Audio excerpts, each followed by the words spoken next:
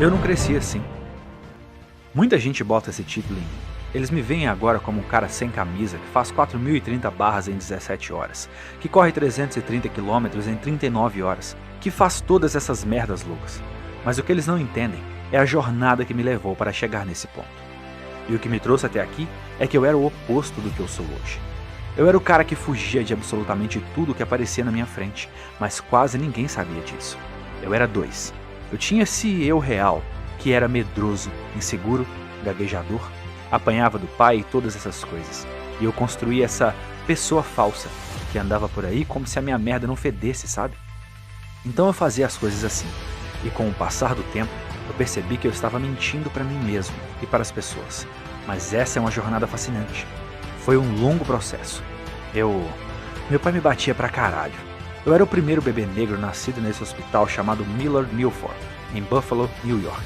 Meu pai era dono de rings de patinação, de bares, ele transportava prostitutas do Canadá para Buffalo. Meu pai era um grande cafetão, um grande qualquer coisa má, um grande traficante. Ele era norte-americano, sabe aquele filme com Denzel Washington? Ele era aquilo, mas não tanto assim. Ele não era tão grande, mas é isso que me lembro dele, é esse tipo de pessoa. E me batia pra caralho na minha mãe. Teve um incidente uma vez, minha mãe foi nocauteada nas escadas, ele arrastou ela para as escadas pelos cabelos. Eu tinha 6 anos de idade, mas nunca esqueci isso. Na minha mente, eu estava sempre com medo. Minha vida inteira eu estava com medo. Mas eu tinha essa porra de voz, essa consciência que estava sempre me falando. Ei, você tem que levantar e fazer algo. Eu não queria fazer nada, sabe? Eu era medroso, mas aquela voz me forçava a levantar. E meu pai, eu tentava lutar contra ele, mas eu tinha 6 anos, levava uma surra e isso continuou por muitos anos. E tinha uma grande deficiência de aprendizagem, porque meu pai não acreditava em escolas. Então, meu pai era sobre negócios. O negócio dele era esse, a pista de patinação e o bar. Então, a pista de patinação abria às 8 da noite, e nesse tempo eu já andava. Então, durante meus 4, 5, 6, 7, 8, 9 anos de idade, eu ia para a pista de patinação 7 horas da noite e eu trabalhava lá até às 10 da noite. E a gente raspava os chicletes do chão e limpava a pista toda. E meu pai no escritório. Meu irmão e eu estávamos dormindo no escritório e minha mãe subia as escadas e trabalhava no bar até às 3 da manhã. E depois limpava o bar. Depois dessa merda toda que ela lidou, ir para a escola se tornou realidade. Então eu fui para a escola. E eu era todo, sabe, com a minha deficiência de aprendizagem, tinha ansiedade social. Eu era uma criança confusa por viver nesse lar torturante. Nós morávamos num bairro de brancos e nós viajávamos para o gueto de Buffalo para trabalhar nessa pista de patinação. Então nós trabalhávamos em volta de negros e eu morava em volta de brancos. Mas ninguém sabia o que estava acontecendo naquela casa na rua Paradise número 201. Sabe, é loucura. Mas a minha mãe finalmente teve coragem de finalmente largar ele quando eu tinha 8 anos. Nos mudamos para uma pequena cidade, Brasil, Indiana, e é onde a verdadeira guerra começou. E Brasil, Indiana, é uma cidade pequena, com gente boa, muita gente boa. E eu digo isso porque muita gente fica ofendida. E eu vou explicar por que elas ficam ofendidas. Tinha cerca de 10 famílias negras e cerca de 10.000 pessoas na cidade. Em 1995, a Ku Klux Klan marchou no desfile de 4 de julho. Nem todo mundo era racista, tinha muita gente boa, uma das melhores que conheci. Mas tinha muito racismo lá. Então, por eu ser uma das crianças negras naquela área, meio que te assombra. Eles escreviam coisas no meu caderno. Tipo, negrinho vamos te matar no meu caderno de espanhol. Eles escreveram, neguinho vamos te matar no meu carro. Isso é no começo da década de 90. Eu aparentava que não tinha me machucado, só me botava pra cima. Me mudei pra essa área aqui e só piorava e piorava cada vez mais. E essa merda me assombrava. E aquela voz que eu falei continuou falando cada vez mais alto, que eu não estava fazendo nada por mim. E eu decidi me mover. Eu trapaceei na escola. E é meio humilde falar da minha história algumas vezes, mas também é vergonhoso. Mas é real. É quem eu sou. É quem me criou. Então, eu trapaceei do 5º até o 3º ano do ensino médio em todas as provas e exercícios. Eu queria entrar no exército, entrar nas forças aéreas. E eu fiz o teste ASVAB, teste do exército, só para eu falhar como falhei no SAT. E eu não consegui trapacear neste, porque o cara do meu lado tinha o teste A e eu tinha o teste B, e o cara da minha direita tinha o teste C.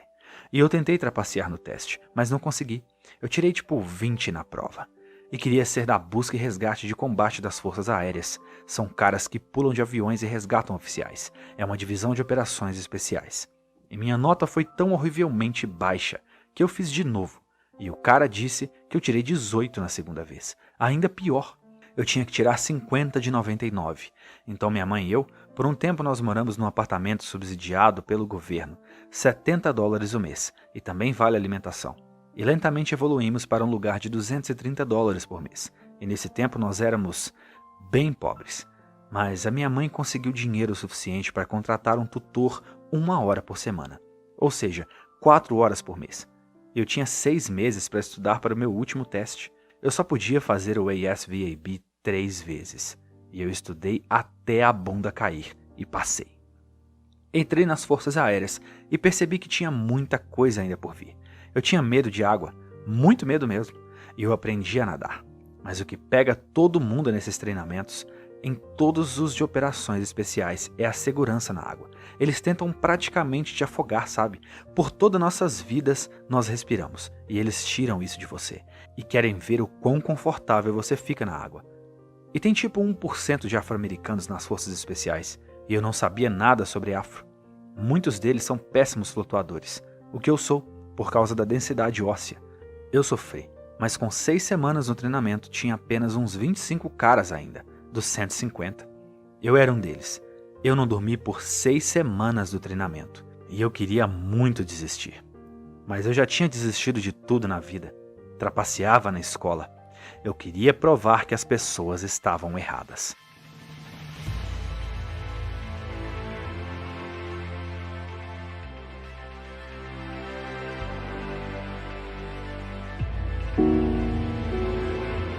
Então estava lá eu, nesse treinamento das forças aéreas, ficando mais confiante. Mas as águas estavam me ferrando. 6 semanas no treinamento e o médico me deu um teste sanguíneo. E eu tinha célula falciforme. Célula falciforme tratável. Não a de anemia. Mesmo assim, já matou pessoas.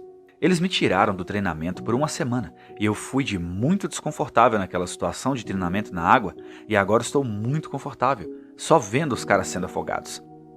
Eu não estava fazendo parte do treinamento nessa semana. Eu não queria entrar na porra da água de novo. Então todo o medo tomou conta de mim. E todas as inseguranças do meu pai, daquela cidade, de tudo, começou a voltar. E mesmo que ninguém soubesse o quão fodido eu estava, porque eu criei essa outra personalidade que é um durão, eu vivia com essa merda o tempo todo. Então, enquanto eu não queria entrar naquela água, o médico me chamou. E eu pensei que eu ia levar uma expulsão médica. Então eu falei com ele, sem desistência pra mim, eles estão me expulsando, né? Pra restar um pouco de dignidade, o médico disse, não cara, sem expulsão, eu vou te botar de volta no treinamento. E eu fiquei tipo, caralho, mas depois de 1 semana, eu fiquei tipo, eu perdi 1 semana, só falta 3 semanas. Tem uma grande chance que eu supere isso e siga em frente. Mas eu voltei para o CEO, o oficial do comando no treinamento, e o sargento disse, ei, você tem que começar do zero, porque você perdeu aquela semana de treino. Cara, eu morri por dentro. Eu quebrei. Eu não conseguiria imaginar passar por tudo de novo. Então eu inventei uma mentira. E eu disse, cara, esse negócio da célula falciforme me assustou muito. Na verdade, era a porra da água e não a célula falciforme. E eu, basicamente, desisti. Apesar deles terem me dado um atestado médico de suficiência, eu desisti. Então, dos 19 aos 22 anos de idade, eu trabalhei como um TechP, onde você controla movimentos rápidos atrás das linhas inimigas. Trabalho fantástico, mas sem água nenhuma. Eu tinha medo de água, então eu evitava. E eu ganhei 57 quilos.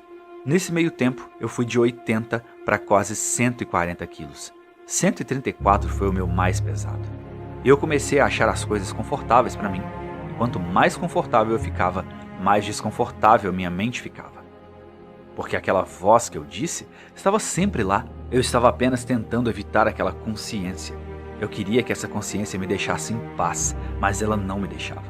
Então eu saí das forças aéreas e comecei a trabalhar numa empresa chamada Ecolab, onde eu exterminava baratas, com 24 anos de idade. Exterminando nos Steak and Shakes, Red Lobsters, essas coisas. Das 11 da noite até as 7 da manhã. E o que mudou? Eu cheguei em casa e assisti esse programa na Discovery Channel. Classe 224.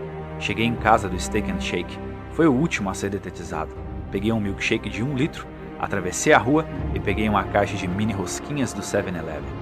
E eu dirijo para casa, por 45 minutos. Esse cara gigante e gordo. Eu malhava, mas eu era gordo.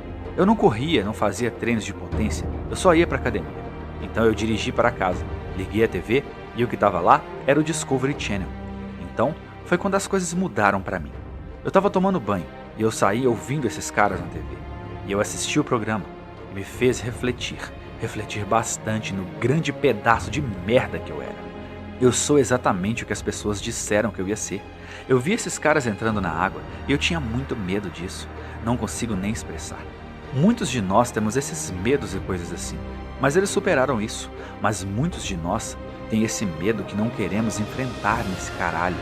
E eu tinha muitos desses. E isso foi o que criou essa pessoa que você se refere hoje. Mas vamos chegar lá. Um merda medroso. Era isso que eu era. Mas eu estava assistindo esses caras passando pela semana infernal. A Hell's Week do Navy SEALs. Classe 224. E esses caras tocando o sino, desistindo, derrubando os capacetes, rolando no chão. Muitos deles apenas desistindo. E me fez refletir sobre meus medos e inseguranças. Eu vi homens de verdade. Homens de verdade que estavam ficando lá, que estavam superando as adversidades, superando todas essas diferentes coisas. Eu ocupei tantas pessoas na minha vida, meu pai, minha mãe, por não ter estado lá quando eu tinha 14 anos. Minha mãe ia se casar com esse cara e ele foi assassinado. E eu me mudo para uma cidade pequena, Brasil, Indiana. Minha deficiência em aprendizagem, minha cor de pele, sabe? Eu sendo tudo. E eu fiquei sentado lá, tipo, cara, eu preciso fazer alguma coisa. Ninguém vai vir me ajudar. Sou eu contra eu e ponto final. Então eu tive que me enfrentar. E eu disse, a primeira coisa que eu preciso fazer é enfrentar todas as porras de medos que eu tenho. Essas coisas me deixaram acordado a noite toda. E pessoas que não estão nessa, elas nunca realmente entenderiam a pressão. Quando você enfrenta essas coisas, muitas coisas como elas te mantêm acordado e te assombram à noite. E eu tinha duas opções. De ser esse cara de 140 quilos, exterminador de baratas que ganha $1.000 por mês e aos 24 anos, sabendo que quando tiver a porra dos 50 anos de idade, iria refletir sobre isso e pensar no cara que nunca me tornei. Ou eu posso mudar tudo completamente e falhar, e falhar, e falhar até eu conseguir. Então eu comecei a ligar para os recrutadores e disse, eu vou ser a porra de um Navy SEAL. E todo recrutador dizia sobre o peso e a altura. Tinha um limite de peso e altura para entrar no exército. E eu tinha 1,80 m e 135 kg. E eu já tinha servido, o que era importante. Então eu liguei para os recrutadores. E todos diziam, qual é a sua altura e blá blá blá blá. Eles entram em uma conversa para ver se sou pelo menos qualificável. E quando eu chegava no meu peso, praticamente desligavam na minha cara. Tipo, ei, liga para outro. Ou tente entrar na reserva. Então eu tentei entrar nos reservas. Então eu liguei para esse cara chamado Steve Solger, recrutador. Ele me viu, me botou no limite de peso e tudo mais para entrar na classe que eu queria entrar. Eu tinha que perder 48 quilos em menos de 3 meses. Então eu fiquei, foda-se isso, cara, eu não consigo. Peguei meu milkshake de chocolate e voltei para a Ecolab. Vou voltar ao trabalho, cara. Essa é a minha vida. Então nesse trabalho, você procura por baratas, procura por roedores e coisas assim. E nessa próxima noite, fui para o trabalho.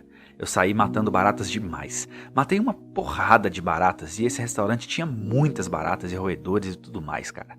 E eu sentei lá e disse, essa é a minha vida. E eu disse, isso não vai funcionar para mim.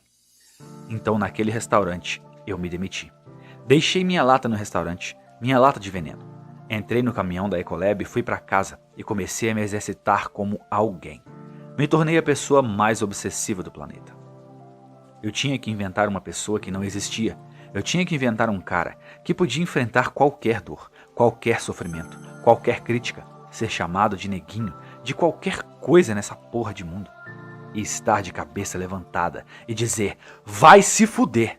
Eu tinha que criar essa mente calejada e eu criei através do sofrimento.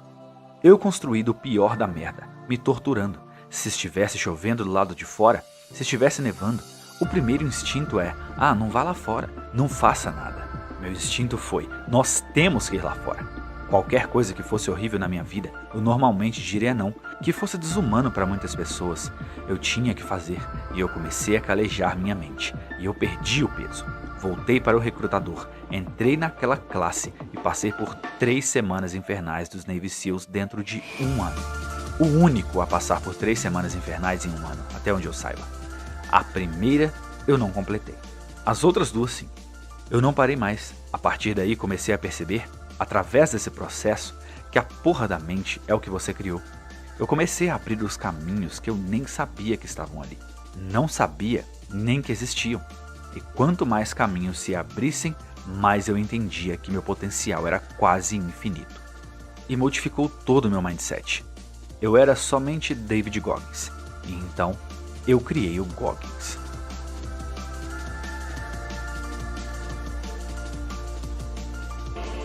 E essa jornada é uma jornada sem preço, que fica difícil até explicar para as pessoas porque parece fácil e rápido. Tipo, eu estava perdido com esse peso e eu passei por 3 semanas infernais, passei pela escola de atiradores, passei pela Força Delta. É uma jornada brutal, todo santo dia. E as pessoas falavam, você está feliz? Se alguém sabe da minha história de vida, eu tento te dar um pedaço dela. Para passar por onde eu passei, para me tornar o que sou hoje, para chegar onde estou agora. Quando decidi perder peso, eu tinha, como eu disse, 135 quilos. Eu tinha cerca de 32% de gordura corporal, e minha ideia era de correr 6,5 quilômetros na minha primeira corrida. Eu não sabia o quanto essa porra ia me machucar. Eu costumava correr antes de ser gordo, e eu disse, foda-se, eu consigo. Corri 400 metros e voltei para casa. Cheguei em casa, sentei no sofá e chorei. Fui na casa da minha mãe, que era 40 ou talvez 20 minutos de distância, e chorei de novo no sofá dela, dizendo que eu não conseguia fazer isso e não sabia o que fazer. Eu engravidei uma pessoa, minha vida estava toda fodida. Eu estava ganhando $1.000 por mês. Meu aluguel era $810 por mês, e minha mente continuava me fodendo. Ficava, você não é bom o suficiente, cara. Isso não é pra você. Esses caras são os caras mais durões do planeta. E você não é isso. E tinha uma coisa. É meio que engraçada. Eu era obcecado pelo rock. Rock 1 em particular. Quando eu era criança, eu ia pra casa e todo dia eu assistia essa porra de filme, Rock. Eu avançava o filme, naquelas fitas VHS para o round 14. O round 14 me deixava maluco. Aquela música começa. Quando eu bati o recorde de barras, eu escutei essa música por 17 horas, 2 minutos e 13 segundos. Sou capaz de visualizar e sonhar como ninguém nunca foi. E eu sei que eu consigo criar uma visão que muitas pessoas não conseguem, e eu trabalho para isso. Então, a visão que eu tive era, quando Apollo Creed bateu pra caralho no rock, bateu pra caralho, e ele continuava lutando. Ele era um lutador burro, não sabia ler. Eu era assim também. Não sabia ler, não sabia escrever, apenas insistente em tudo. E Rock, Apollo bateu nele pra caralho. Ele estava na quina e eu via, fique abaixado, caralho. E ele levantando. Apollo Creed levanta os braços, se vira como se tivesse vencido a luta. Ele, Apollo, vira e vê esse cara levantando. E a cara do Apollo Creed que mudou a minha vida. A cara que o Apollo Creed fez foi tipo, eu não acredito, cara. Apenas por aquele filho da puta estar se levantando. Não vencendo. Apenas por ele estar levantando nesse caralho. Apollo Creed era um campeão. Era o melhor. Rock tirou a alma dele. Literalmente tirou a alma dele. A cabeça dele abaixa. Olha pra ele e diz, cara, que porra é você? Eu queria ser aquilo. Eu quero ser o cara que as pessoas olham. Eu não quero saber se gostam ou não de mim. Eu não ligo. Mas que digam, esse filho da puta vai continuar encarando o que estiver na frente dele. Eu queria isso.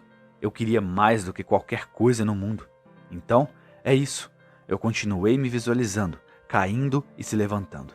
Eu queria sentir algo além de meio metro. Eu queria ir longe. E querer ir longe me levou a um ponto de que eu estou agora. Eu vou muito além do longe.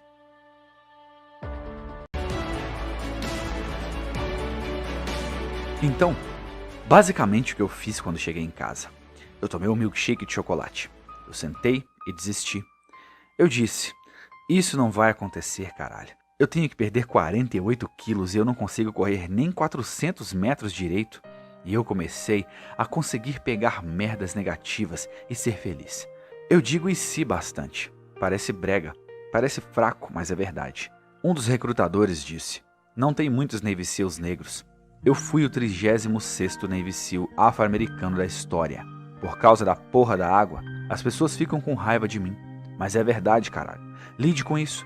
E eu fiquei tipo, cara, que história seria a minha se eu, gordo, burro, mentindo pra ser amigo das pessoas, um merda inseguro, pudesse superar isso? E essa mentalidade de e se, mentalidade de sonhador, foi o que me deu forças. E é verdade, cara. Se eu pudesse... e se eu pudesse ser? E se eu pudesse ser um SEAL, cara? E se eu conseguisse correr 400 metros? Agora eu corro 330 quilômetros. E se eu pudesse ir? Apenas, e se eu pudesse ir? E como seria sentir isso? Como? Vou falar agora da graduação que citei. Classe 224. O vídeo que sentei e assisti. Esse oficial no comando levantou e disse para os graduandos em Navy Seals, tipo uns 18 deles. Ele disse: nós vivemos numa sociedade que a mediocridade é constantemente recompensada. E ele disse algo sobre esses caras detestarem mediocridade. E eu queria ser um cara que detesta a mediocridade. Me meteu em muitas confusões na equipe do SEAL, na minha vida em geral, porque eu comecei a menosprezar pessoas por não trabalharem duro pra caralho. Mas eu acredito que a minha mente mudou. Isso é um problema que as pessoas que trabalham duro têm. Você fica com raiva das pessoas que não trabalham duro ao ponto de que você quer insultar elas. Você quer meter a mão nelas. E é assim porque você tem medo de ver isso em você mesmo. Eu acho que muitas vezes na vida eu via as pessoas e em parte disso era uma reflexão direta de quem eu era.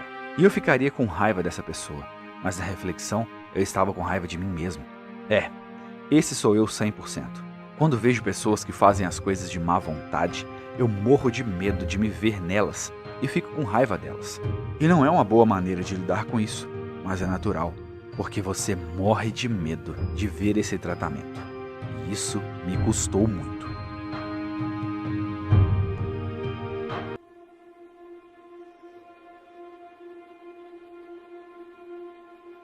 Quando eu não consegui correr nem 400 metros, eu era uma pessoa medíocre. Então eu sentei e botei rock para assistir. Peguei meu milkshake e botei rock. Gostava muito de assistir ele e o Platoon. Eu amo ver pessoas que estão sofrendo. E tinha cenas que me botavam pra frente. E pessoas da minha semana infernal, sei lá, uns 3, eles sempre me escutavam cantar essas músicas. Sussurrando essas músicas em situações torturantes, quando todo mundo estava desistindo. E estava frio pra caralho. Eu estava em outro lugar completamente diferente. Algum lugar longe, algum lugar escuro pra caralho. Tem uma cena em Platoon que Barnes atira em Elias. E você pensa que Elias está morto. E os helicópteros estão decolando. E Charlie Sheen pergunta: onde está o Elias? Onde está o Elias? E Willem Dafoe fala: cara, eu encontrei morto ali atrás em algum lugar. E através da floresta, os soldados vietnamitas estão perseguindo Elias pela floresta e eles atiram nele pelas costas. E tudo o que ele queria era chegar até o helicóptero. Ele toma um tiro nas costas e levanta. Toma outro tiro e levanta. E você vê esse cara que tá lutando. Eu amo ver um cara que luta. Então, eu boto essas coisas como lembretes. Que você vai ter que sofrer pra caralho, cara. Esses 400 metros, você vai ter que sofrer pra caralho. Desse ponto desse cara muito gordo e inseguro a um dos melhores caras do planeta Terra, essa jornada pode ser algo que seja completamente incompreensível para a maioria das pessoas. E essas diferentes visualizações, como eu visualizo na minha conversa comigo mesmo, tornou-se sujo e nojento. Eu não gostei do fato de ter corrido só 400 metros. Então, parti do sentimento de ter sido derrotado para tipo, cara, tá certo, filho da puta, amanhã a gente vai correr 1.200 metros. Sabe, se tornou esse mindset diferente. Eu transformei negativos em positivos. E eu tomava como, quem está pensando em fazer isso? Eu estou sentado no meu sofá e dizendo, quem está com 140 quilos, nem consegue nadar bem, morre de medo de água. Nós temos bolas, caralho. Tenha a porra do culhão para virar homem. se demite e vai, bota tudo o que você tem em si mesmo. Então, foi como comecei a falar comigo mesmo e me botar numa categoria totalmente diferente, me abastecendo todos os dias. Eu continuei usando isso como combustível. Ninguém faz essa merda. Ninguém faz essa merda. Você é o filho da puta mais foda. Você é o mais foda que existe. E eu continuava me abastecendo com as mensagens certas que eu precisava escutar. E com o tempo, se tornou realidade para mim mesmo. Eu me tornei quase um ciclista profissional com a quilometragem que andei. Sempre que eu assistia a televisão, eu tinha que estar fazendo algo. Então, eu estava andando de bicicleta. Eu andei muito de bicicleta para perder o peso inicial, porque meus ossos estavam muito doloridos, meu corpo estava quebrado e eu aprendi a superar isso também. E eu tentei nadar bastante, mas eu não era um grande nadador. Botando estabilizadores meio que equilibrava meu corpo e eu não boiava tão mal. Então, comecei a estabilizar tudo e eu ficava horas na piscina, tentando ficar cada vez mais confortável. Eu era tão apavorado na água que eu tinha que viver na água. Eu tinha que me tornar um com a água. Ir para a piscina me amedrontava, então eu fui à piscina muitas e muitas vezes. Daí andar de bicicleta ficou mais fácil. Conseguia correr mais, eu conseguia tipo 1.600 metros. 1.600 metros foi uma grande realização. 3.200 metros, depois de 3.200 para 4.800. Foi grande para mim quando eu fui de 4.800 para 9 quilômetros. Então, é como se tivesse uma ordem de aviso que dão às pessoas para ficarem preparadas para poréns, para os imprevistos da vida. E a coisa toda era correr 9 quilômetros 5 vezes por semana.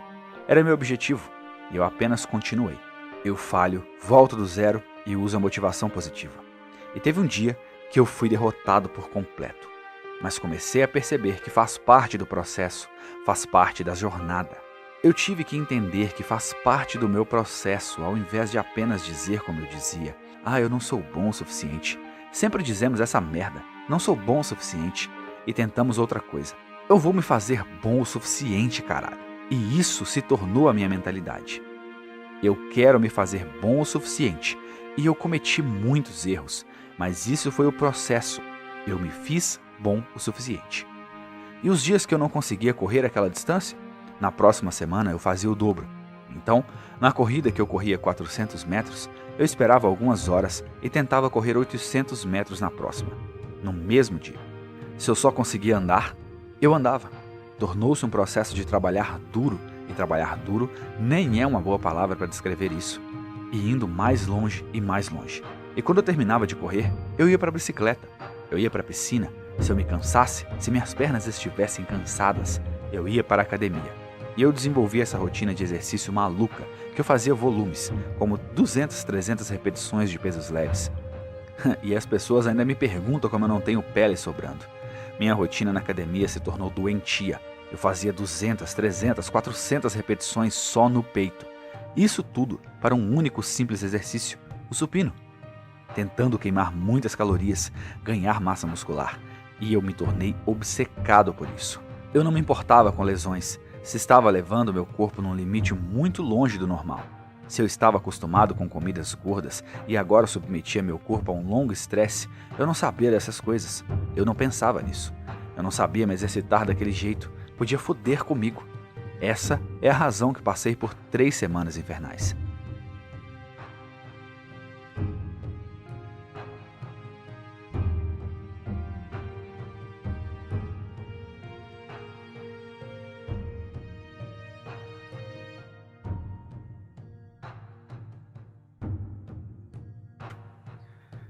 Eu não falo muito sobre isso, mas o estresse dessa parte da minha vida, chegando aos 24 anos de idade, me causou problemas sérios nos músculos. Eu não sabia nada dessa merda, e tudo dentro de mim estava também ficando fudido. E nesse processo, meu músculo sóleo ficou muito rígido até a T12, a minha coluna, e começou a crescer esse caroço que parece um tumor atrás da cabeça. Por causa da compressão do meu corpo. Eu tenho 1,85, mas meu músculo era tipo 1,79. O músculo sóleo ficando rígido, indo para minha T12, a coluna, e eu ficando mais rígido. Meus quadríceps, tudo ficando rígido por causa do estresse. Então, quanto mais eu cansava meu corpo com os exercícios, a parte de baixo do meu corpo ficou mais desbalanceada E eu tinha várias fraturas por estresse, muitas lesões passando pelos Navy SEALs. E como eu passei pelo treinamento dos SEALs, eles me deram a terceira vez como a última vez que eu passaria pela semana invernal. Eu botava uma meia preta às 4 horas da manhã. E eu botava fita adesiva em volta. Eu tinha inúmeras fraturas por estresse em ambas as pernas, porque meu corpo estava literalmente entrando nele mesmo. Em minhas pernas, eu estava entortando muito e botando muito estresse nas minhas canelas. Então eu passava fita adesiva e eu passava fita nos meus pés, onde eu tinha úlcera de pressão do tamanho de moedas a partir da junção do calcanhar. Então, o pé sobe para a canela e eu apenas continuei lutando contra isso. Eu basicamente me soldei e pelos primeiros 35, 40 minutos a dor era insuportável, mas depois ficava dormente. Então eu ficava dormente e foi assim que consegui passar por isso. Sempre que algo me estressa, eu vou atrás disso. Eu conserto tudo que me chateia. Então eu basicamente, ao longo dos últimos 5 anos, tudo o que fiz na minha vida, eu fiz sendo não saudável. Nunca falava sobre isso. Eu apenas continuava. E me custou. Me custou muito caro. Eu praticamente estava me enforcando por dentro. Problemas nas adrenais, problemas na tireoide, qualquer coisa com o sistema endócrino, meus órgãos praticamente estavam se desligando. Eu fui de um cara que corria 330 quilômetros para um cara que não conseguia levantar da cama. E os médicos estavam procurando o que estava de errado. O que aconteceu foi que toda a merda que eu fiz comigo mesmo, o estresse mental e físico que eu estava sofrendo, toda essa merda estava me sufocando por dentro. Os médicos me botaram para tomar todo tipo de medicação, e a medicação estava fazendo exatamente o oposto do que deveria. Cara, eu estava tomando muita coisa, muita merda para fazer tudo funcionar. Eu estava com essa bola na garganta como se meu coração estivesse aqui. Eu não conseguia chegar ao fim da rua. Meu corpo estava fodido. Eu não conseguia dormir. Todo o meu corpo estava se desligando. Eu estava morrendo e eu não podia fazer nada a respeito. E os médicos diziam: eu não sei o que tem de errado com você. Seus resultados são esses. É TEPT. O que está vendo? Eu sabia que não era nada disso. Então eu sentei na cama um dia e pensei: cara, minha vida acabou. E é isso aí. Mas me deu tempo de refletir no que eu tinha realizado. Eu nunca parei para refletir na criança que eu era e no homem que eu sou hoje. E falando a verdade, o tempo que passei sem me exercitar foi o melhor momento da minha vida, porque eu tive tempo de refletir e ficar orgulhoso de quem eu me tornei. Eu nunca parei para fazer isso. Era um atrás do outro. Trabalhe, trabalhe, trabalhe, caralho. Você não é bom o suficiente, seu merda. Trabalhe, trabalhe. De qualquer forma, esse processo que fiquei por um tempo, nem isso nem aquilo está funcionando, nem um médico conseguia descobrir, e eu tipo, foda-se. Eu tinha visitado esse médico mais ou menos uns 8 anos antes disso acontecer, e ele disse: ei cara, você tá muito rígido, nunca vi ninguém na minha vida tão rígido quanto você. Você precisa de 50 mil horas de alongamento. Ele estava dizendo só um número maluco, e eu, tanto faz, alongamento é ruim pra mim. Então, sabe, eu me exercitei tanto que eu não tinha tempo para alongamento, cara. Eu corria 240 km por semana, estava pedalando o mundo, correndo atrás. Eu estava trabalhando em tempo integral. Alongamento? Eu não ia fazer isso. E meu corpo estava literalmente ficando cada vez mais cansado. Não pelo que eu fazia. É porque você correu isso. Não era isso, cara. Então eu disse: quer saber? Vou tentar o alongamento. E eu não fazia nada por uns 10 minutos. Não conseguia 6 minutos de abdominal, nem merda nenhuma. Então eu comecei a me alongar por 1 hora. 1h30 resumindo. Eu raspo meu cabelo quase todos os dias. E aquele caroço que estava atrás da minha cabeça, eu percebi que ele estava diminuindo por alguma razão que eu não sabia o porquê. Porque eu raspo meu cabelo atrás e estava ficando menor. Quanto menor o caroço ficava, mais saudável eu ficava. Eu fiquei: peraí, caralho, o que tá rolando? O músculo dos quadris começou a ficar mais alongado, mais relaxado. E num período de 5 anos, estou na melhor forma física da minha vida agora, a partir do alongamento. Eu vim de incontáveis remédios. E agora, eu estou numa dose baixa de uma pílula para tireoide. Ponto final. Yoga é uma arte marcial que você faz contra você mesmo. Eu sempre tentava fazer alguma coisa. Eu mal conseguia correr. Eu corria tipo uns 800 metros. E toda aquela merda do coração acontecia. Meu coração começava a fibrilar. Várias coisas aconteciam e comecei a me alongar. Eu tentava fazer umas barras de vez em quando, mas tudo era muito. Eu não tinha energia, eu não tinha nada. Nada processava direito comigo. Eu sentei na cama numa noite e tinha muito que refletir. Eu disse, sabe de uma coisa? Eu estava meio que orgulhoso de mim mesmo, de um jeito distorcido e doentio. Mesmo que as pessoas não entendam, eu tive que fazer o que eu fiz. E sabe, eu fiz. Eu me esforcei além do limite. Eu fui além do que pensei que era capaz na primeira ultramaratona que eu corri. Eu era mais pesado. Eu estava no Iraque e eu estava nos SEALs. Passei por 3 semanas infernais, como já sabe. E eu disse milhões de vezes. E eu estava com meus 90 e poucos quilos. Eu não corri o suficiente nessa vez. Eu era um SEAL. Eu era tipo um bodybuilder e fazia um treino no elíptico 20 minutos no domingo. Era tudo que eu fazia. Foda-se essa merda de cardio. Eu nunca me importei até que isso aconteceu. Eu queria ajudar as famílias dos soldados da Operação Red Wings. Eu fiquei pensando, cara, eu preciso achar um jeito de arrecadar dinheiro pelas famílias. Eu encontrei uma fundação, Special Operations Warrior Foundation, Fundação dos Guerreiros de Operações Especiais, e procurei as 10 corridas mais difíceis do mundo. Eu não sabia nada de ultramaratona. A primeira que eu corri foi de 32 km uma vez. E o resultado da pesquisa foi Badwater 135. 135 milhas através do Death Valley, o Vale da Morte no verão. Eu pensei que era uma stage race, uma corrida de etapas. Eu não sabia que pessoas conseguiam correr 217 quilômetros de uma só vez. Eu não sabia que isso era possível. Para saber o que isso era, eu liguei para o diretor da corrida, Chris Costman, diretor da Badwater. E ele disse, você é um ultramaratonista? E eu disse, eu não sei o que é isso. E ele disse, você já correu 160 quilômetros em 24 horas ou menos? Não.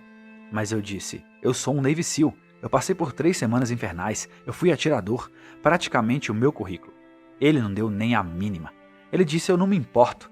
Você tem que se qualificar para a nossa corrida. E o prazo era de 2 meses para essa corrida da Badwater. E basicamente ele disse, tem 2 corridas que você pode fazer para se qualificar. E talvez eu considere sua qualificação. Nós selecionamos os top 90 atletas do mundo. E você nem é ultramaratonista. Mas gosto da sua causa, do que você está fazendo. E ele disse, vem aqui na quarta-feira. Vai ter uma corrida no sábado, onde você corre numa pista de 1,6 km por 24 horas, o máximo de quilômetros que conseguir. Se você conseguir 160 km em 24 horas, eu vou pensar em te qualificar. Fiz os cálculos, 1,6 km em 14 minutos. Foda-se, eu consigo essa porra. Puta burrice. Pensando nisso agora, aquilo foi brutal. A pior dor da minha vida foi nessa corrida. Eu tinha minha esposa na época. Ela agora é minha ex-esposa. Fomos no Walmart, compramos aquela cadeira de praia azul, bolacha Hits e Mioplex. É isso que eu levo para uma corrida de 160 km. Então, eu apareci na linha de largada dessa corrida. Era uma corrida dos campeões da AUA. É tipo os melhores ultramaratonistas, competindo entre si para ver quem corria mais em 24 horas. E eu era esse cara gigante com cara de bodybuilder. Sim, eu era bombadão pra caralho. Peitão grande, grandão. Eu era toradão. Então, basicamente, comecei a correr. E eu cheguei nos 64 km, 80 km. Estou me sentindo muito bem. Eu chego aos 112 km. E cara, foi a pior dor da minha vida. Eu sentei na cadeira azul nos 112 km. E as bolachas Hits, depois dos 32 km, viraram uma bola. E eu não estava hidratando direito. Eu não sabia mais o que fazer. Eu estava bebendo uma Mioplex para me nutrir, porque não conseguia comer as bolachas Hits. Estava quase sem líquido e eu estava morrendo. Eu sentei na cadeira de praia azul enquanto vi os competidores correrem em círculos. E eu estava tonto. Não tinha ido ao banheiro. Já tinha passado umas 12 horas. Nos 112 quilômetros, o que é um tempo bom. E eu olhei para minha ex-esposa e fiquei tipo, cara, eu tô fudido. Eu comecei a ver umas 3 dela e quando meu corpo parou, minha mente se desligou. E eu tinha que ir ao banheiro. E o banheiro estava a uns 6 metros de mim. Se muito. Eu não consegui. Fiquei sentado lá e mijei sangue na perna com as costas toda fodida. Faltando 50 quilômetros ainda, meus pés estavam quebrados e eu estava na pior forma possível. Uma vez que você para de correr, não correndo daquele jeito, quer dizer, eu não corria há quase 1 ano. Eu só estava fazendo musculação e 20 minutos de elíptico. Eu provavelmente corri, sem brincadeira, não mais que 80 quilômetros o ano inteiro. Não era o que eu queria. Eu queria ser toradão. Eu não queria ser um cara do cardio. Eu queria ser um Navy SEAL, grande e fortão. E um dia antes da corrida, é engraçado, esse cara Joe Burns, que me botou nas semanas infernais, um SEAL, um dos caras mais durões que existe, Ele estava na academia na sexta antes da corrida. Ele estava trabalhando todos os músculos, agachamento, levantamento terra, arremesso. Eu disse, foda-se, cara. Sabe, esse é o pensamento, esse é o cara que me autorizou a correr na maratona. Ele me deu o consentimento militar para correr e assinou a papelada. Então, estou na academia. Eu fui lá para fazer todos os músculos, agachamentos, levantamento terra, tudo com esse cara. E porque eu sabia que ele ia me assistir nessa corrida. E eu só estava pensando, hoje você vai me ver levantando esses pesos todos pra caralho. E amanhã vai me ver correr uma maratona de 160 quilômetros. O que vai achar disso? Então, eu paguei por isso, cara. Ele foi lá, com minhas coisas favoritas, chocolate, rosquinha, sabe? Porque ele sabia as coisas do meu passado. Ele levou 6 mini rosquinhas. Eu estava de cabeça baixa já naqueles 112 quilômetros, cara. Foi tortura. E com 50 quilômetros ainda pela frente, e mais 30 minutos para acabar.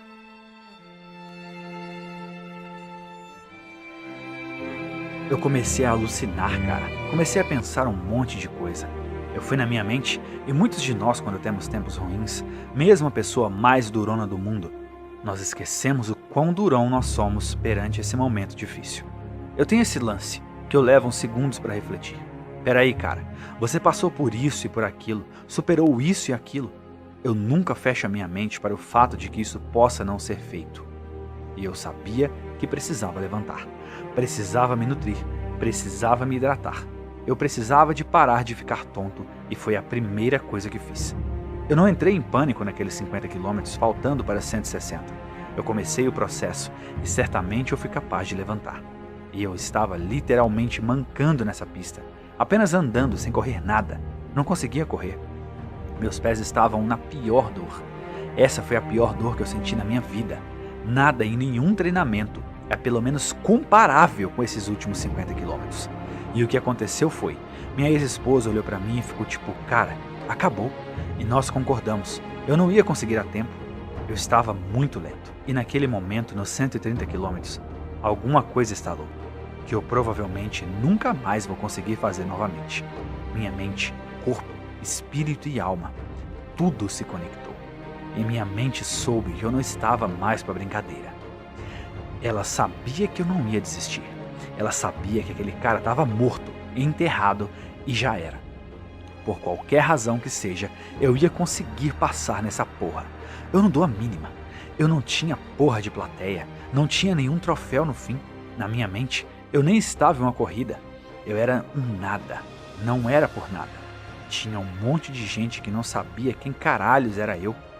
Era eu contra eu mesmo. E comecei a usar todos esses lugares escuros para me trazer luz, e indo cada vez mais fundo. E eu corri os próximos 32 quilômetros.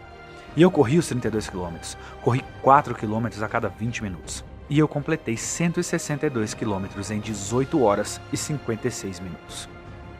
Então eu sentei naquela bacia sanitária azul, a cadeira que eu comprei no Walmart. E foi aqui que meu corpo percebeu que eu tinha acabado. E esse sentimento maravilhoso vem em mim, mas também a pior dor da minha vida. E foi aqui que eu caguei gigante em mim mesmo. Literalmente como um caralho de um tronco nas minhas costas. Eu mijei muito sangue e minha esposa era enfermeira. Ela estava muito assustada. Eu não conseguia levantar, não conseguia ficar de pé. Ela deu ré no carro num monte de terra, numa área de grama que eu estava.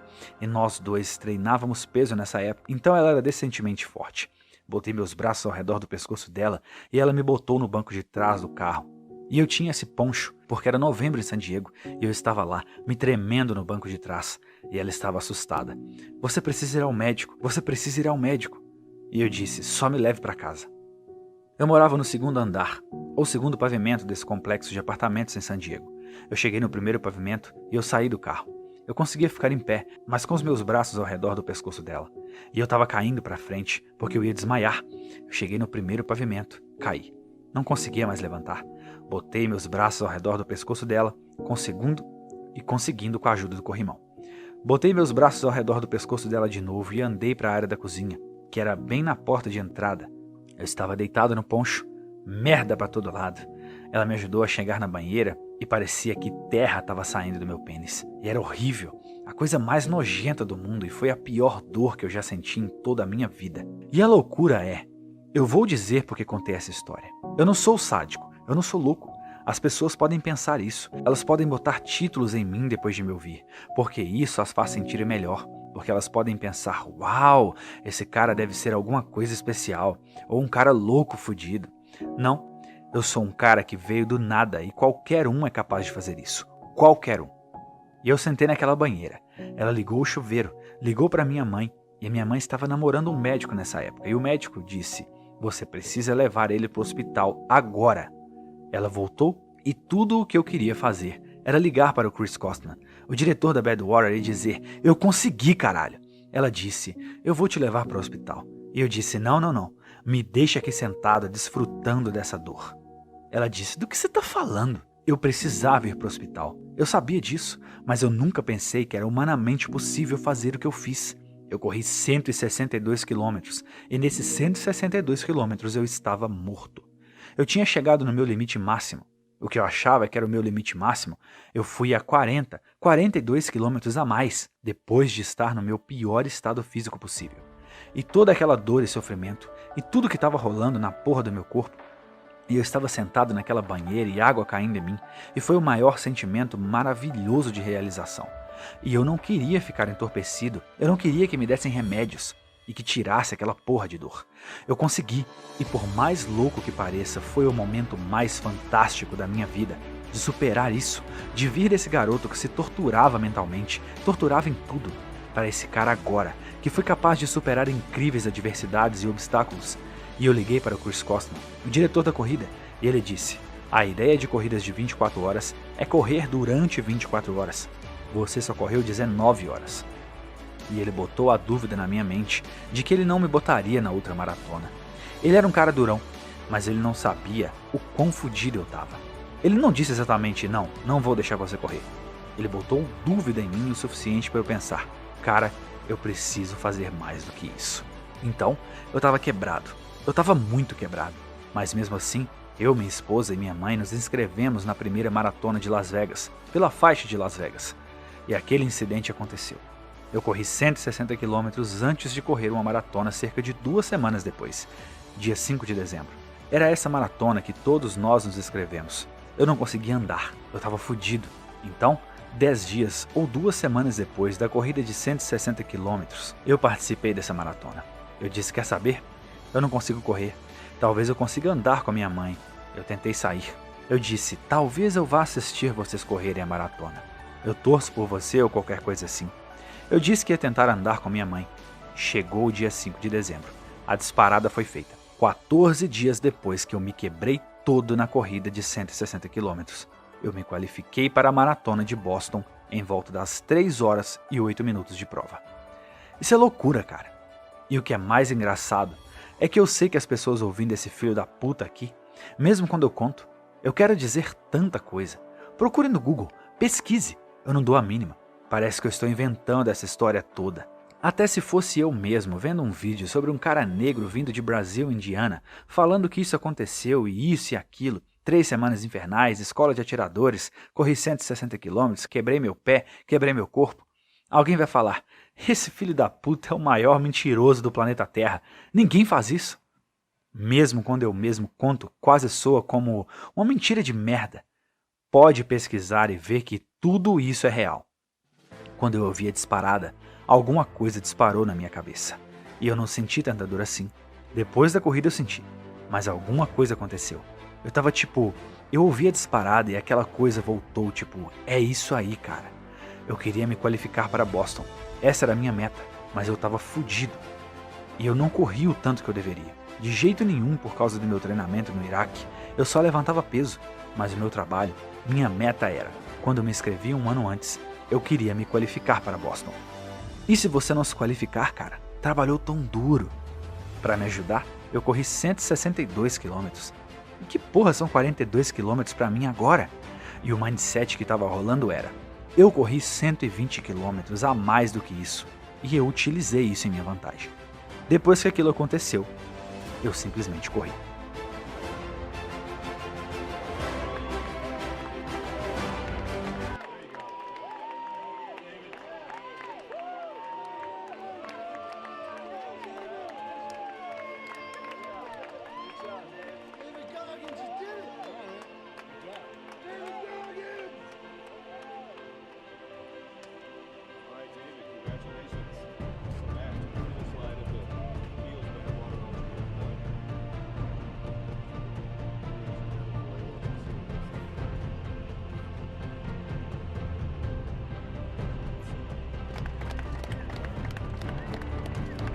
Então eu fui para Hurt 10, corrida no Havaí, 8 km de subida em mais de 160 km, provavelmente uma das 5 mais difíceis corridas de 162 km do mundo. E eu nem era um corredor de verdade. Eu corri muitos quilômetros nos últimos meses, não era um corredor profissional, mas eu fui lá. Terminei a corrida, levei 33 horas, com uma boa colocação. Muita gente não conseguiu terminar naquele ano, e eu me qualifiquei para Badwater. Comecei a perder peso e treinei duro. Cheguei em quinto no primeiro ano. Voltei para uma segunda vez e cheguei em terceiro. Eu fui para a corrida com 90 quilos. Parei de tomar muita proteína. Eu estava tomando um negócio chamado Nitrotec. Eu parei com todas aquelas proteínas e parei de levantar muito peso. E eu me tornei um corredor estúpido. Eu me tornei o Forrest Gump negro praticamente. Muito simples, cara. Foi o que aconteceu. Por causa da minha pronação, que eu nunca descobri por causa dos meus músculos sólidos, eu sempre tive problema de fraturas e dores nas canelas. Então eu botava muita pressão dentro dos calcanhares e tem um tendão que sobe atrás da sua fíbula, por trás daquele pequeno osso, logo atrás do seu pé e sobe atrás, bem ao lado daquele osso, e aquela coisa estava tão inflamada dos dois lados que só de dobrar o pé estava me matando. Soldar meu pé sempre me ajudou, que prende o meu pé numa posição que não me deixava entortar tanto. Se você assistir o vídeo da Maratona Badwater de 2006, você vai me ver atravessando a linha de chegada com essa fita de compressão literalmente voando dos meus tornozelos, porque eu fui para a corrida com essas fitas. Então eu tinha essas fitas nos meus tornozelos, eu tinha enchimento no meu tênis e também um calço no calcanhar do meu pé esquerdo que me impedia de entortar muito aquele tornozelo. Eu usava tudo isso só para poder correr. E eu corri pra caralho. Eu fui à Maratona Badwater em 2006 e com a fita de compressão nos meus pés andei bastante, mas consegui o terceiro lugar. E eu não tenho mais esses problemas. Todo o alongamento abriu meu corpo para como deveria ser. Então o alinhamento do meu corpo é muito bom. Então agora eu corro com tênis comuns, sem fitas de compressão, sem nada dessas coisas. Essa história pode soar meio inacreditável, mas tem provas bem aí. Então eu tava bem fodido, 330 km em 39 horas. Eu conheci muitas pessoas nos últimos anos que correram ultramaratonas. Courtney Downwater, você conhece ela? Ela venceu todos os homens por 35 km de vantagem. Algo assim, algo maluco, cara. Algo louco assim. Ela foi a primeira, ela ganhou de todos. E ela, você nunca ia acreditar. Quando você fala com ela, ela parece ser tão normal. Ela bebe cerveja, come nachos, come doces. Ela é boba e divertida. E não tem um demônio ali. Eu estava esperando conhecer um demônio. E eu fiquei tipo, onde está seu demônio? Fiquei, como você passa por tudo isso? O demônio dela é um demônio calmo. Todos os que eu conheço que fazem esse tipo de coisa têm um demônio. Muitos de nós não admitem essa merda. Então a corrida no Havaí. Eu liguei para o diretor da corrida. Eu já tinha uma corrida de 100 km, eu corria de 162 km, a Maratona de Las Vegas, corri a Maratona Hurt 100, corri 160 km lá, e tudo isso num pequeno espaço de tempo. Novembro foi os primeiros 160 km, dezembro foi a corrida de 41 em Las Vegas, janeiro foi os 160 do Havaí. Você sabe o quão louco é isso? Se eu fosse um amigo e te ligasse 20 de outubro e te dissesse, ei cara, quantas vezes você corre? Eu corro algumas vezes. Quer ver uma loucura? Então procura aí os resultados da corrida de David Goggins em 2007. Você vai ver a loucura. E eu tenho que te mostrar provas, sabe por quê? Eu sei que a minha história não faz sentido, mas olhe as datas dessas corridas. Apenas olhe para as de 160 e 80 km, todo fim de semana sem parar. Mas apesar de todas as corridas, o que fodeu o meu corpo foi a semana infernal. Você não vai a 3 semanas infernais em um ano.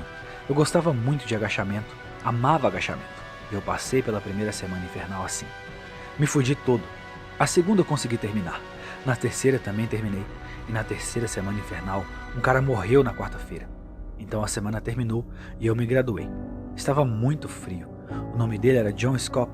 Semana infernal gelada pra caralho. O Oceano Pacífico nunca é quente e chovia o tempo todo. Chovendo direto. E ele praticamente se afogou nos próprios fluidos. Nós estávamos na piscina, fazendo umas manobras e ele afundou. A temperatura dele estava alta. Ele perdeu muito da semana, sendo tirado várias vezes, mas ele não desistia. E ele acabou morrendo na semana infernal. De qualquer forma, depois que a semana infernal terminou, eu queria voltar para a academia e a segunda fase aconteceu. E eu percebi que eu tenho que voltar para a academia, ficar fortão. Gosto muito de ficar fortão. E eu percebi que eu não conseguia fazer agachamento. Eu me agachava muito e agora eu não conseguia nem fazer com a barra nua, porque as minhas costas estavam toda fodida e eu não sabia o que estava acontecendo. Era por causa daquele músculo. A parte mais difícil do treinamento SEAL não é a parte da Semana Infernal, que foi uma das mais difíceis, mas foi a parte inicial, a que todo mundo vê na TV, carregar tronco, a tortura dentro da água, carregar o barco na cabeça e toda essa merda. Eu passei por essa parte 3 vezes em um ano. Por um tempo, meus flexores de quadril ficaram muito rígidos, o que me estragou meus flexores. E eu estava com muito frio e muito estressado, e tudo ajudou para isso, porque eu conseguia fazer agachamento antes da Semana Infernal, nas primeiras vezes passando pelo treinamento SEAL. Depois do treinamento, eu não conseguia mais. Eu não conseguia mais fazer agachamento. Por 12 anos eu voltava e ficava mais forte. Como Joe Burns, eu via fazer agachamento e dizia foda-se, eu quero fazer que nem o Joe Burns. Mas eu não conseguia agachar porque aquele músculo dos quadris é grudado na T12, a coluna, e fazia os meus quadris levantarem. Sabe, eu não conseguia afundar a minha bunda. E tinha essa dor absurda, e com o peso me empurrando para baixo, e esse músculo, me empurrando para cima. Cara, era muita dor. Isso é tudo problema de alcance e movimento. Isso é um ponto importante para o meu amigo Cam Hanes, que não se alonga. Ele é outro amigo meu que corre ultramaratonas. Ele correu a MOAB 240, ele correu a Bigfoot 205, ele correu várias dessas. Eu sempre digo para ele se alongar. Então eu me alongo toda noite por pelo menos 2 horas. Tem uma coisa que as pessoas dizem que me deixa puto. Tipo, eu sou bem flexível. E as pessoas dizem, é porque você é naturalmente flexível. Não é assim. Um médico me disse isso. Eu falei pra ele, cara, você não sabe o que você está dizendo, porque a maioria das pessoas não vão além daquela dor do alongamento. As pessoas querem botar um título em mim. Cara, é mais fácil para elas. Você nasceu assim. Não. É você que não se esforça, seu bosta. Pessoas mais magras geralmente são flexíveis e você tem que se forçar para conseguir fazer isso. E eu sei porque eu tenho um amigo. Meu amigo Tom Mordonha. Ele era um jogador de futebol americano, um cara fortão, grande, largo, mas com a flexibilidade terrível. Ele fazia taekwondo comigo, e com o passar de alguns anos, eu vi aquele cara eventualmente conseguir abrir um espacate. Quando todo mundo tinha acabado, ele continuava lá no tatame, constantemente se alongando, sempre se esforçando, porque ele construiu o corpo dele tão forte por anos, agachando e levantando peso. E ele era assim super forte, mas tudo tenso. Era por isso que eu nunca me alongava. Eu queria essa força. Eu não acho que você deveria se alongar antes de fazer grandes atividades físicas, porque isso te deixa mais fraco de algum jeito. Mas não acho que ser flexível te deixa fraco de jeito nenhum. De jeito nenhum. Com certeza não para as artes marciais, porque precisa de agilidade nas pernas para poder chutar.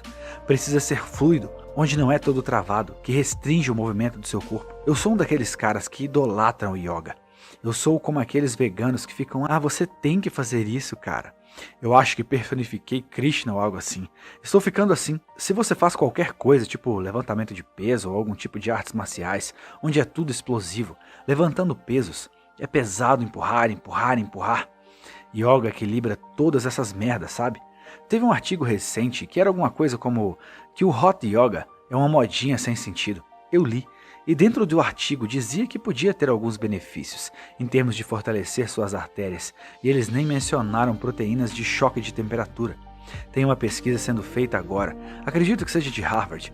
Um amigo meu estava me dizendo que eles estão tentando encontrar os benefícios de uma aula de Hot Yoga de 90 minutos, porque eles pensam que pode espelhar os benefícios da sauna. E que já se sabe de fato que tem muitos benefícios, porque seu corpo começa a produzir proteínas de choque térmico para lidar com o calor. É provado, mudou a minha vida, e não foi medicação nem nada, foi o alongamento, foi o yoga e alongamento combinados, mudou a minha vida. Eu acho que saí do meu corpo naquelas poses estáticas, porque você fica parado e funciona do jeito estranho. Levantar pesos e fazer barra fixa, você não vai conseguir com esse tipo de exercício. Na rua onde eu treino, tem 2 lugares, uma academia super foda que é de trabalho duro, e logo ao lado é um estúdio de yoga. E você fica tipo, vou terminar com o treinamento pesado da academia e depois eu vou lá fazer um yoga. Não, tem 2 tipos de treino pesado aí. Eu fiz 2 cirurgias do coração. é que eu tinha um buraco nele, e você não deveria ser um SEAL com um buraco no coração.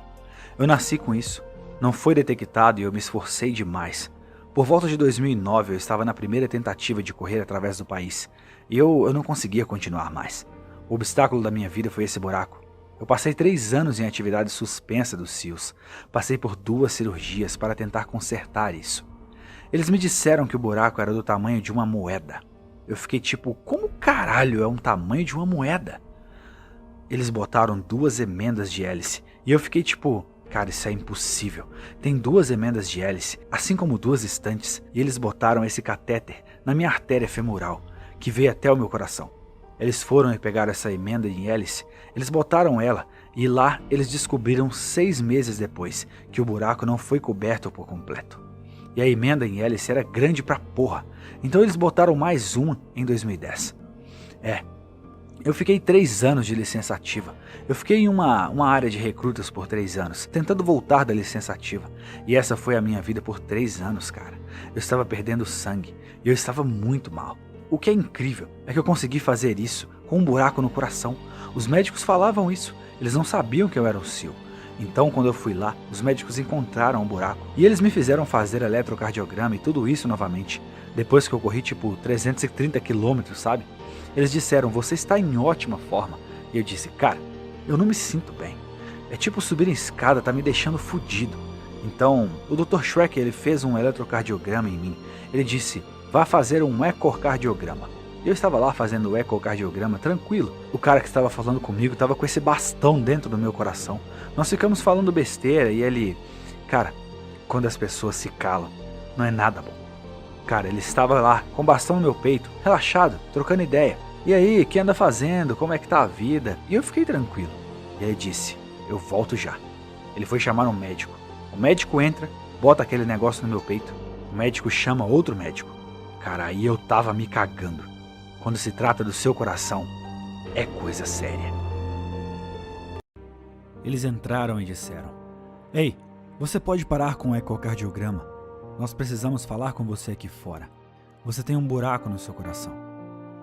Ele sabia que eu era da Marinha, mas não sabia que eu era um SEAL. Porque não tem muitos negros nos SEALs e nós conversamos sobre. Ele disse que precisava consertar isso logo. Eu disse que sim. E aí eu disse que era um SEAL. E ele disse, cara, você podia ter morrido pulando, podia ter morrido nadando, poderia ter morrido em tudo isso. Porque basicamente, se o buraco no seu coração tivesse sido obstruído por qualquer coisa, por exemplo, uma bolha por mergulhos ou algo assim, você teria morrido. Então eu passei por 2 cirurgias.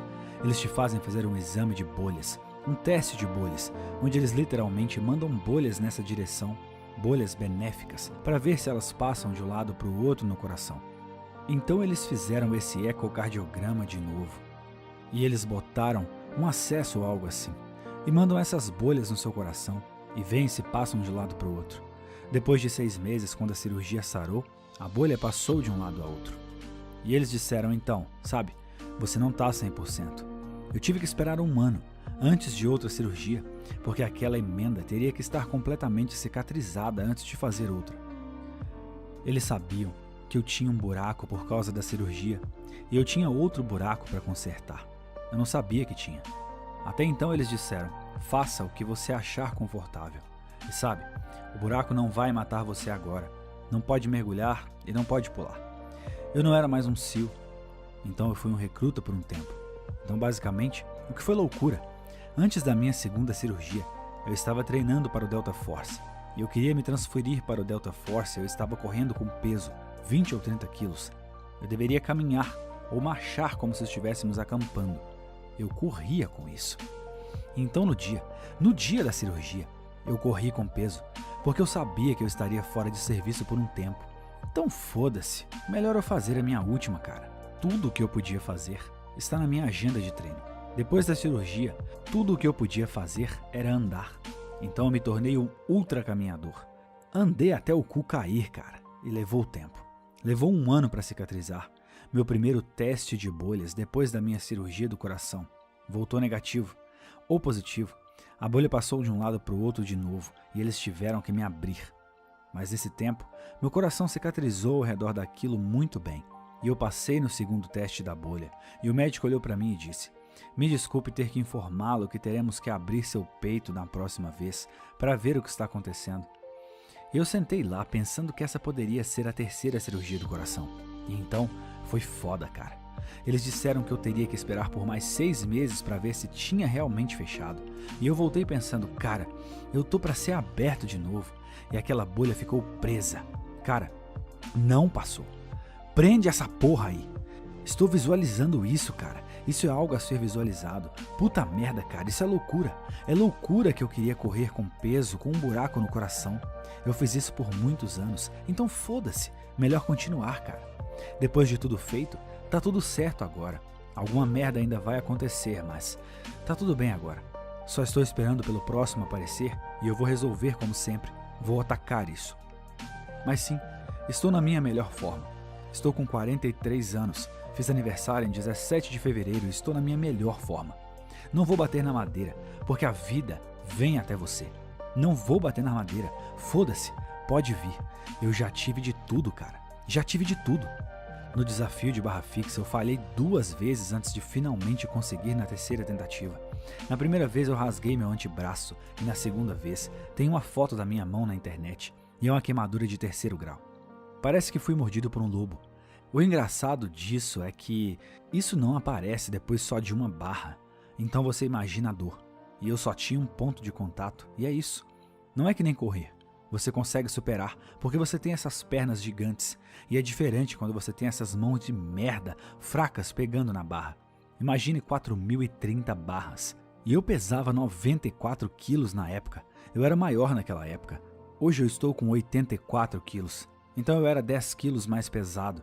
Tinha essas pessoas que estavam me vendo. Você tem que ter o seu número ali para garantir que é qualificado para o Guinness Book. Agora foram 1.450. Ainda tinha muito pela frente. Mais 4.015 barras pela frente. Foram 17 horas intensas. Quebrei o recorde em 17 horas. Eu estava tentando alcançar esse cara chamado Steven Hyland. Esse cara chamado Steven Hyland era o recordista.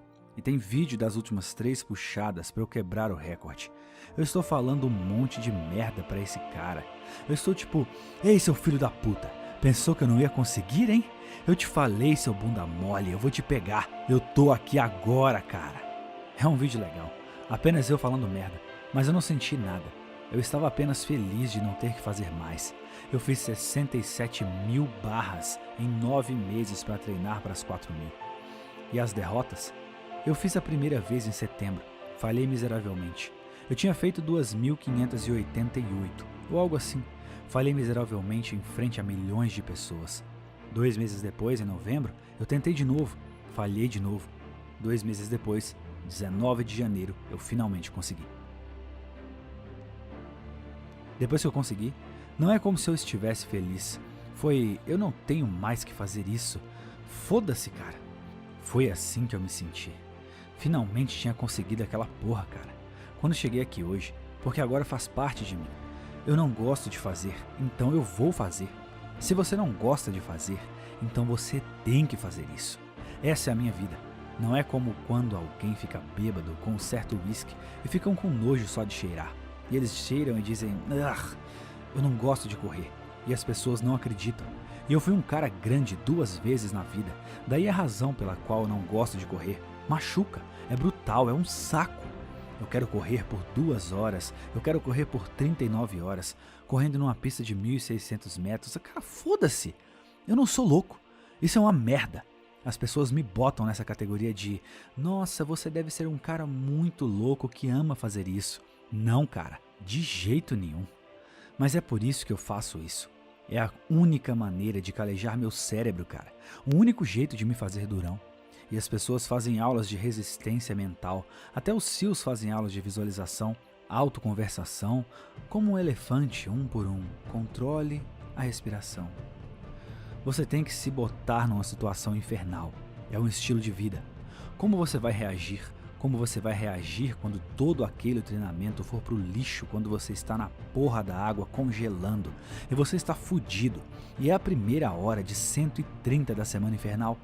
E a primeira onda bate na sua cabeça e está o maior frio da sua vida. A sua mente vai de 1 hora para 1 hora e 30 minutos. Toda aquela autoconversação e as merdas todas, cara. Você não pensa em mais nada a não ser dar o fora dali. Mas se você viver essa merda todos os dias e você saber como acalmar a sua mente, a autoconversação vai ajudar. Tudo vai ajudar, mas normalmente nós reagimos quando sentimos dor, quando sofremos. Nós reagimos com vamos dar o fora dessa porra, temos que ir embora. E as pessoas que são capazes de controlar esse sentimento de fuga e dizer não, seu filho da puta, tem um jeito de vencer isso. Não vai ser assim pra sempre. A gente pensa que vai ser pra sempre. Você tem que pensar nisso durante a semana infernal. Essa merda vai acabar. Mas não sabemos disso. Nós não pensamos nisso. A gente pensa que vai ser pra sempre.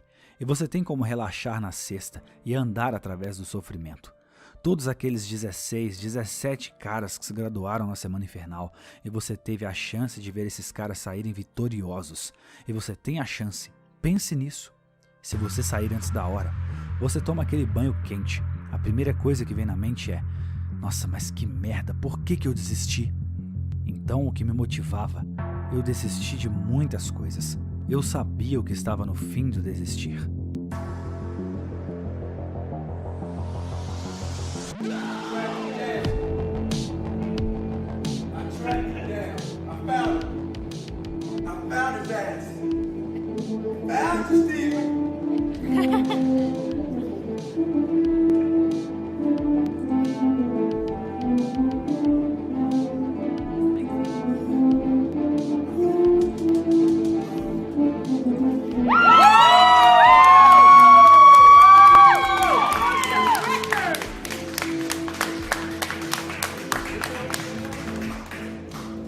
É uma vida inteira pensando, por que caralhos eu desisti? E eu não farei mais isso. Muita gente tem a esperança que eu vou dizer algo mágico que vai fazer um clique no cérebro delas, que vai mudar quem são. Todo mundo quer isso. O que é? O que é essa coisa? E é por isso que as pessoas vão para as conferências de autoajuda e eles fazem essas aulas e ficam esperançosos que alguém vai dizer algo que vai mudar o jeito que a mente funciona. O hilário é que eu estou dizendo que você tem que fazer aquelas coisas. Você tem que sofrer. Você tem que viver isso. Você tem que ficar confortável com isso. E aí, talvez alguma coisa dessas merdas vão te ajudar no caminho. Ponto final. Se você está gostando da série da entrevista de David Goggins no Joe Rogan, deixe o seu like no vídeo. Isso é muito importante para que possamos continuar a fazer conteúdos aqui para vocês. Agora, vamos ao vídeo. Quando eu ainda era um recruta, eu fui convidado para o MIT. Filhos da puta inteligentes do caralho, cara. Eu não sou isso. Eu sou esse animal, burro e estúpido. E tinha esse cara. Eu esqueci o nome dele, mas ele era esse cara inteligente pra caralho. Um cara branco, todo gênio. E estávamos nesse painel. E eles estavam nos perguntando todas essas coisas sobre a mente e resistência mental. E ele estava respondendo tudo. Eu não estava respondendo nada. E eu nunca esqueço. Ele estava respondendo por teoria, por puro estudo. Ele nunca praticou porra nenhuma daquilo. Você lê uma caralhada de livros e acha que você sabe como a mente funciona e a merda toda. Eu estava no inferno, ainda criança, até nesse momento. Então eu sei que a teoria é uma merda. Tem uma coisa boa por aí, que é você pode ler das pessoas. Mas cara, eu vivi o inferno. E quando você se bota no inferno, é o único momento que você tem para descobrir um jeito de superar esse filho da puta. Você não pode ler um livro de um cara sobre uma teoria de como fazer alguma coisa, caralho. De um cara que escreveu isso no seu escritório e escreveu o livro com uma bela xícara de café na mão. Não! Eu quero ver aquele cara que mergulhou na porra do inferno. E ele pensou em desistir, e sair, e na esposa e nos filhos, e por que eu tô aqui? Será que vale a pena? Toda essa merda louca. E ainda disse, eu vou dar um jeito de superar aquilo. Basicamente, essa é a base de tudo. Todos nós queremos ler algo sobre como nós podemos chegar em algum lugar rapidamente. Por isso aquelas merdas de tanquinho em 6 minutos e outras são tão poderosas. Você consegue alguns resultados com isso, mas não são permanentes. O resultado permanente vem de você, porra. Eu falo isso o tempo todo. Você tem que sofrer.